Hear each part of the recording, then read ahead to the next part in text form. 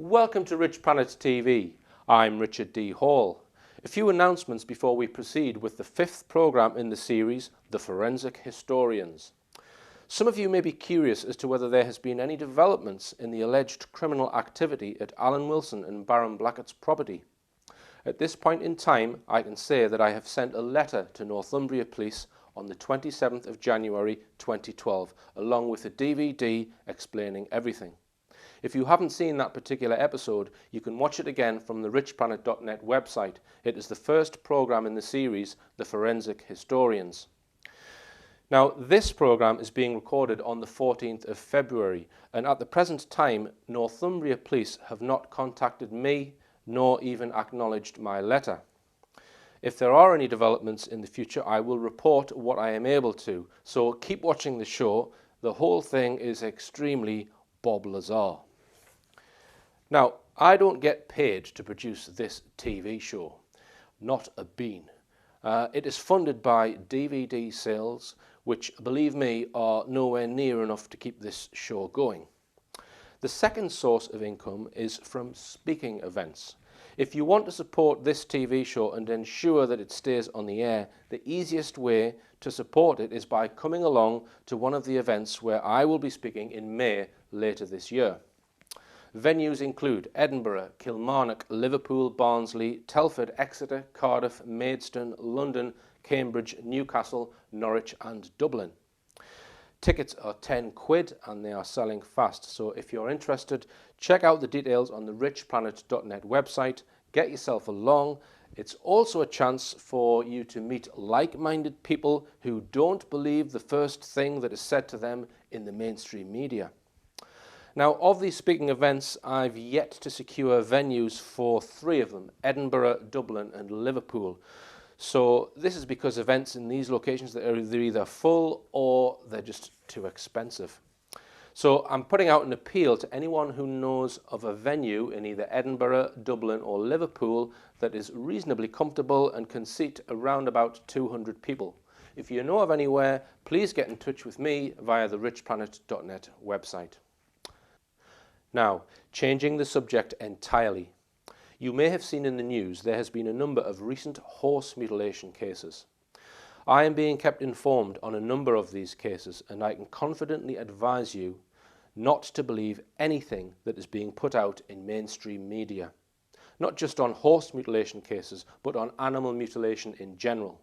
A lot of things have happened recently, including attempts to cover up things by the police and the authorities, and I hope to be reporting on some of these cases later in the year. For viewers that don't know what on earth I am talking about, you can watch an online documentary called Silent Killers in Sussex that I made at the end of 2010. That documentary goes into detail on one particular horse mutilation case. I must warn you, make sure that you have had your tea and digested it before watching. Also, it is not for children either. Now, one final item before screening the next episode in The Forensic Historians on the situation in Syria and the Middle East in general. Ofcom recently closed down Press TV news channel which operated on the Sky network. This illustrates beyond any doubt that Britain is no longer a country of free speech. The decisions of China and Russia to veto the UN from invading Syria has been widely criticised in the British media, with the usual mainstream claims that they were murdering their own people. It's that simple then. They were murdering their own people, so we should just invade and stop them. Simple as that. What a load of cack. Webster Tarpley, who recently spent time in Syria, has reported that snipers sponsored by the CIA and MI6 have been killing Syrian citizens indiscriminately, and the situation has been escalated by these Western operatives whose goal is to turn what was a peaceful protest into a bloodbath, thus triggering calls for a Western invasion. It is the Western three-letter agencies that are the real terrorists in Syria, not the Syrian government. Control of Syria is another domino before the US targets Iran in yet another totally illegal war. Do not believe what you see in the mainstream. It is lies, lies and more lies and being ran by criminals. If you want to know the true situation in Syria, read the statements given out by the Chinese, Russian and Syrian UN representatives on the decision to veto a Syrian invasion. Now, strap in tight for another instalment of The Forensic Historians, where Alan Wilson and Baron Blackett go in search of the Ark of the Covenant.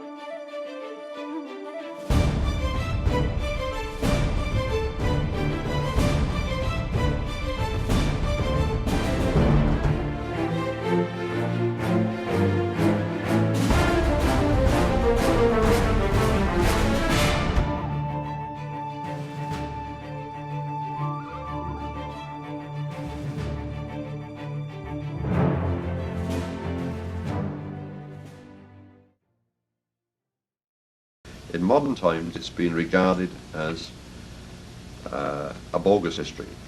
And the reason for it being a bogus history comes out of Oxford and Cambridge and London in England. And the theory was that Troy never existed other than in the mind of Homer. And as Homer wrote a fictitious poem about Troy, Troy was a fictitious place.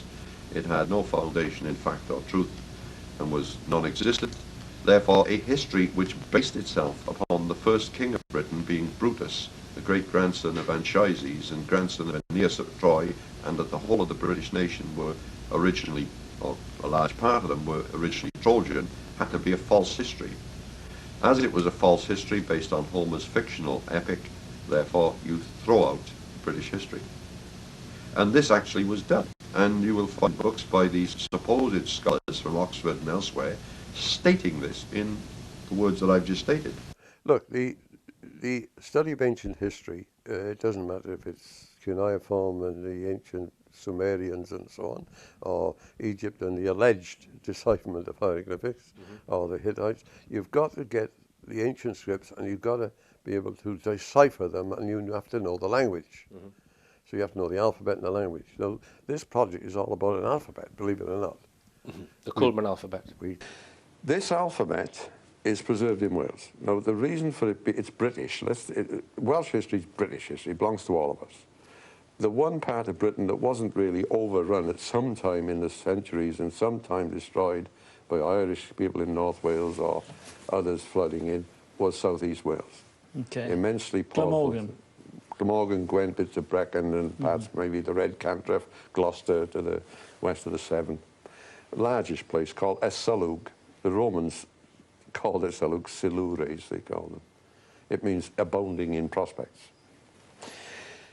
That's where the alphabet and the ciphers were preserved. Got an alphabet in Britain, right? The Coelbren alphabet. And it's tracing the alphabet is the key. I mean, I got a guy writing to me a month ago. He's found more Coelbren inscriptions in a cave in Pembrokeshire.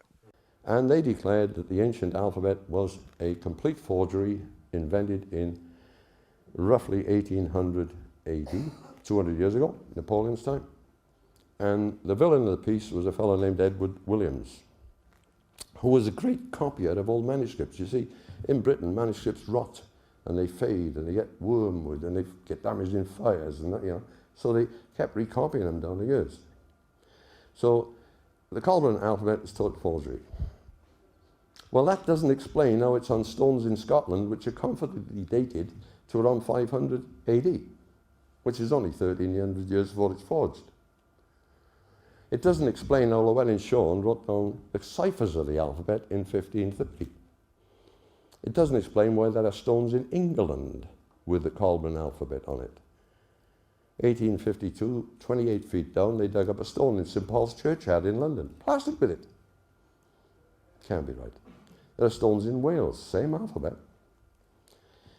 English people who wrote sort of travel itineraries around Britain, various things, they noted several stones, and in the pre-photograph age they drew pictures of stones in England which had same Coelbren alphabet. Which he claimed was forged in 1800 and that it was no earlier. Therefore, any claim of there being an alphabet earlier was spurious. And he targeted one person. Well, that's peculiar because a major Oxford scholar published a whole book on the Coelbren alphabet, not this guy, in 1802. And then we find that David ap Gwilym, who died in 1367, mentions it. Mm-hmm. And then we find that two other poets around 1420 mention it, another two around 1440 mention it, and another couple in the 1470s. Right. Then you get another poet, Rhys Goch of Oswestry. He writes a whole poem about it, lampooning it a bit, in 1582. Mm-hmm. Well, that's a long time before 1800 forgery. Mm-hmm. And this goes on. We found a person writing in 1897, a publication in 1848 from Oxford, a publication in 1852 again, and a publication in 1906 saying, isn't it strange the Welsh British ancient alphabet is identical, or near identical, to the old Etruscan alphabet and the Pelasgian alphabet of the Aegean and Turkey. It's identical to Etruscan, it's identical to the Pelasgian in Turkey and the Aegean. So we decided the alphabet was genuine. So we took some of these inscriptions. It was best to sort of work our way backwards slowly. There are stones in Scotland, Wales and England which have this alphabet on them. Okay. So we'd worked on them, they read out. We said, well, that's a G, that's a W, that's an E, And out came Welsh words. And we could read the unreadable inscriptions in Britain. So we took little tiny inscriptions in Etruria in Italy. Now there are 14,000 plus inscriptions in Italy and they can't read them. Pliny, writing around the turn of the Christian era, he wrote, be careful, Etruscan is not related to Latin or Greek. So what do? They try and translate the Etruscan as Latin or Greek. Get nowhere. So we took little ones, like on a wine jug, there was an inscription. And it said, drink too much and you're bandy-legged like a sailor. So we've now been happily reading unreadable, indecipherable Etruscan since 1984. We've attempted to tell archaeologists and scholars and linguists, they don't even answer your letters. You see, we're not working for a university. Thank God. We'll go and read the ones in Italy now. Okay. Now we've got an alphabet going back in that way. Now we've got an alphabet going east, haven't we? Going east. Well, coming from the east. I would think it came from the east, right? The tracing of British history in the Ark relies on tracing the alphabet. There was a passage of things written in that alphabet. Or British very people similar. went to New Zealand, Australia, they took their language, their alphabet and their religion with them. Mm-hmm. So if you trace our ancestral histories that were thrown away, they're junk, get rid of them, don't need them, which happened in the mid-19th century, because you've got to realise Darwin is around, and he's saying, hang around, God didn't wave the wand, and in 6 days he had all the animals. These are developing over centuries and millions of years. Mm-hmm. And then you had earlier there Lyell, who was saying these are fossils, and fossils don't form in the last couple of thousand years. They're millions of years old, and he was into that.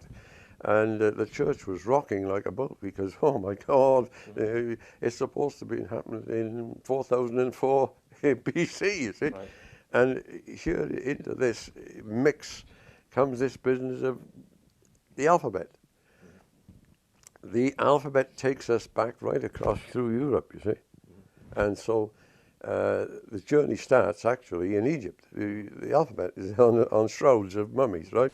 When Austin Layard dug up the archives of the Assyrian emperors at Nineveh, and he did this in 1846, the first find was 25,000 clay-baked tablets, all their writings and archives and deal. Yes. Packed them all up, sent them to London British Museum.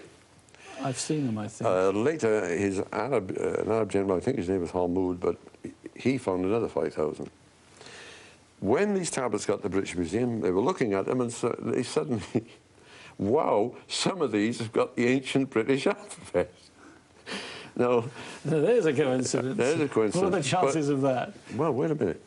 You see, you've got the alphabet right through Turkey. The Assyrians now have it in correspondence probably sent to them.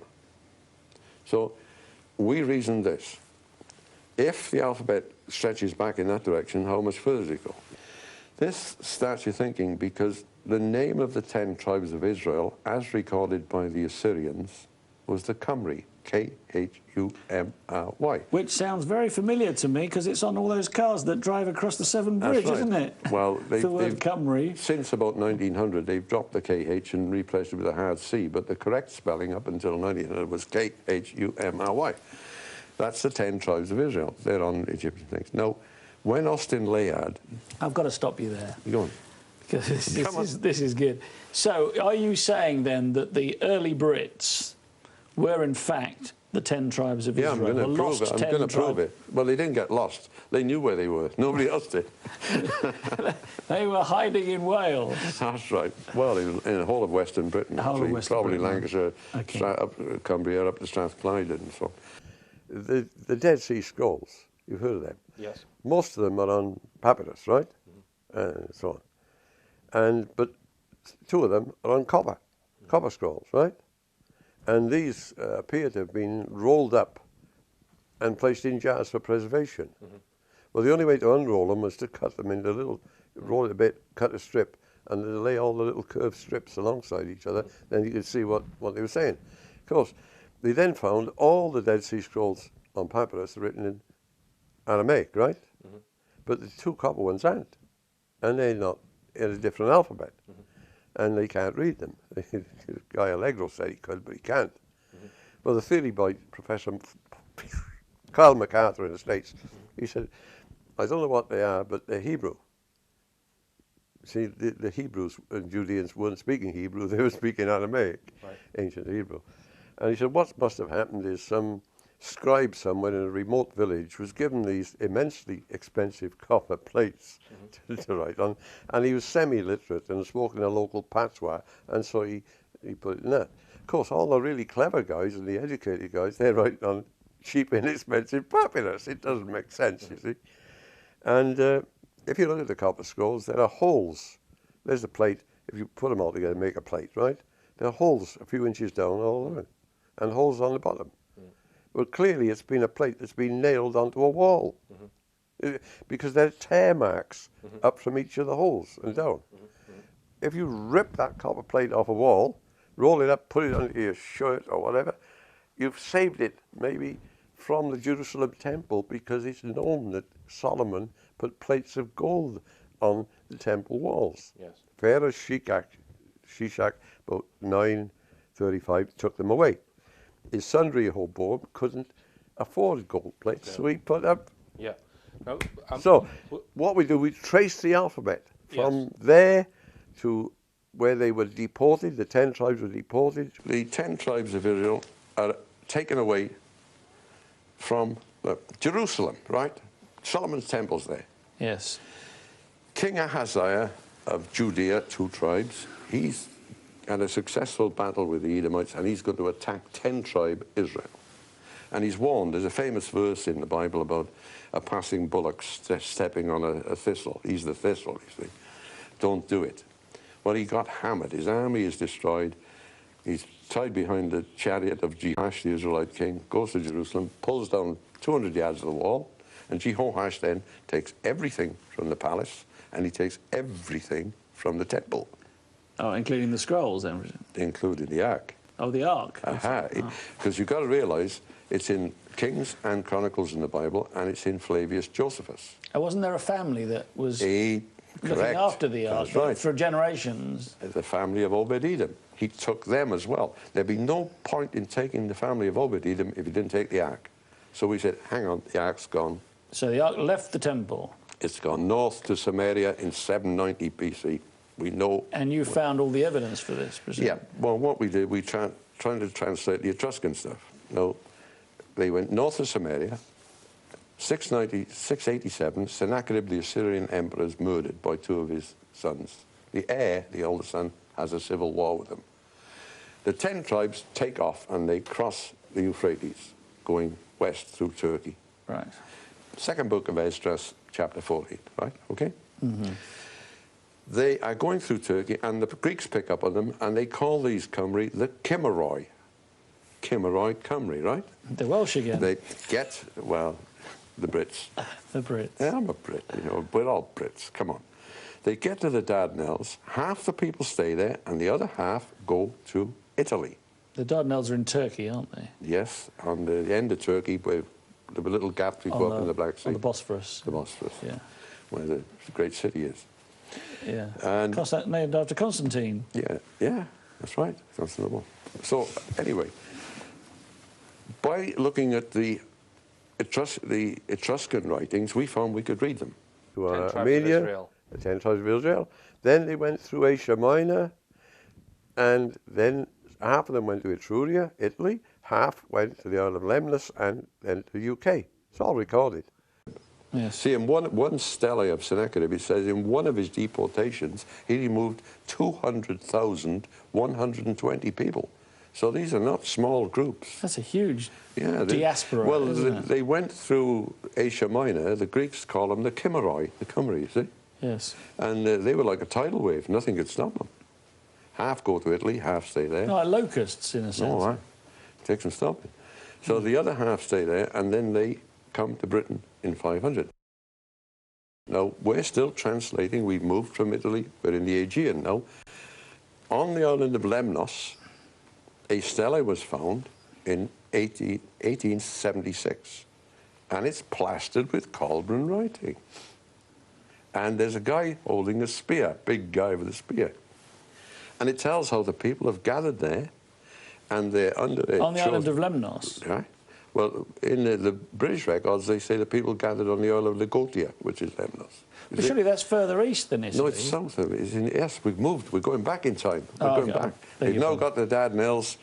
Get them on. Okay. They gathered in the records. It says how they gathered their fleet at this island. And here's this stele, and it tells how they've been directed by the god, and they're going to sail together to a great green island out in the Western Ocean. That's what it says. So they sailed out of the Straits of Gibraltar, through there, and To the UK. to the UK. No, they picked up 3 or 4 other groups en route. One with Corinus, who goes to Cornwall, and so on. So here is a story matching the British record of a gathering on an island to sail to the UK. And it's the secret is this language and alphabet, perfectly preserved. The alphabet appears all along the route. Everything depends on that. And there are inscriptions stating where the Ark was at certain times. Right. And it's obviously in the UK.